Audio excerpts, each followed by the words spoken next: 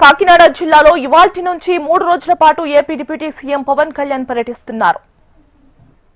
సాంస్కృతిక కార్యక్రమాలలో ఈ రోజు సంక్రాంతి మనకి మన కుటుంబ సభ్యులందరికీ కూడా మరుపురాని సంక్రాంతిగా మనం ఎప్పుడు కూడా మరిచిపోలేని సంక్రాంతిగా మనం అందరం కూడా గుర్తుంచుకునే విధంగా జీవితంలో ఈ 2026వ సంవత్సరం సంక్రాంతి సంబరాలు ప్రతి కుటుంబ సభ్యులకు ప్రతి మన పిఠాపురం నియోజకవర్గ ప్రజలందరికీ కూడా గుర్తుంటుంది.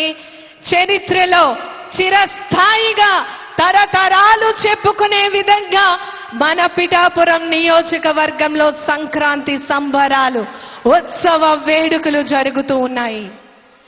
ఈనాటి కార్యక్రమానికి విచ్చేయబోతున్నారు మన ఆంధ్రప్రదేశ్ రాష్ట్ర గౌరవ ఉప ముఖ్యమంత్రి వర్యులు గౌరవనీయులు కొనిదెల పవన్ కళ్యాణ్ గారు.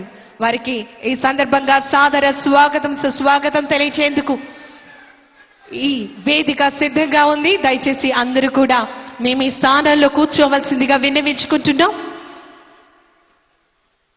తెలుగు సంస్కృతి సంప్రదాయాలకి పెట్టింది పేరుగా ఆంధ్రప్రదేశ్ రాష్ట్ర ప్రభుత్వం చక్కటి సాంస్కృతిక కళాత్మక రూపాలతో వారికి స్వాగతం పలుకుతున్నటువంటి దృశ్యాలను మనం చూస్తున్నాం. రైతు సోదరులు నేరుగా వారు పండించినటువంటి ఫలాలను మన గౌరవ ఉప ముఖ్యమంత్రి వర్యులు వారికి అందించడం జరుగుతోంది.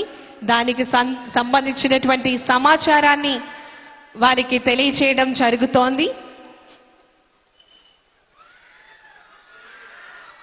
ఎస్, మీరందరూ కూడా ఎదురు చూస్తున్నటువంటి ఆ క్షణము వచ్చేసింది.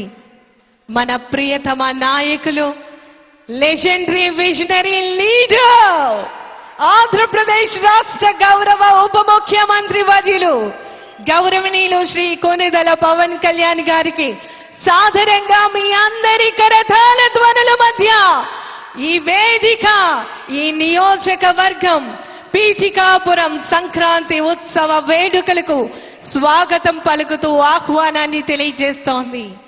ప్రతి ఆడపడుచు ఎదురు చూస్తోంది సంక్రాంతికి. ఎస్, మన ప్రియతమ నాయకులు సంక్రాంతికి సంబరాలలో మనతో పాటు ఈ సంక్రాంతిని జరుపుకునేందుకు విచ్చేస్తూ ఉన్నారు. మనమందరం కూడా ఎదురు చూస్తున్నటువంటి క్షణం. ఆంధ్రప్రదేశ్ రాష్ట్రంలో పిఠాపురం ఒక చరిత్రను సృష్టించింది. తరతరాలు చెప్పుకునే విధంగా, ఇతర రాష్ట్రాలు చెప్పుకునే విధంగా పిఠాపురం నియోజకవర్గ అభివృద్ధికి అహర్నిశలు కృషి చేస్తూ వినూత్నమైనటువంటి కార్యక్రమాలను నిరంతరం చేపడుతూ ప్రజలను చైతన్యపరుస్తూ ప్రజలకు సంక్షేమం, ఆరోగ్యం అన్ని రకాలుగా ఆర్థికంగా, సామాజికంగా ప్రతి ఒక్కరి యొక్క పౌరుని యొక్క భవిష్యత్తు బంగారు భవిష్యత్తు అవ్వాలి, వారి జీవితాలు వెలుగులు దిద్దాలి అనేటటువంటి దృక్పథంతో ఇంత చక్కటి కార్యక్రమాలకు శ్రీకారం చుట్టబోతున్నారు.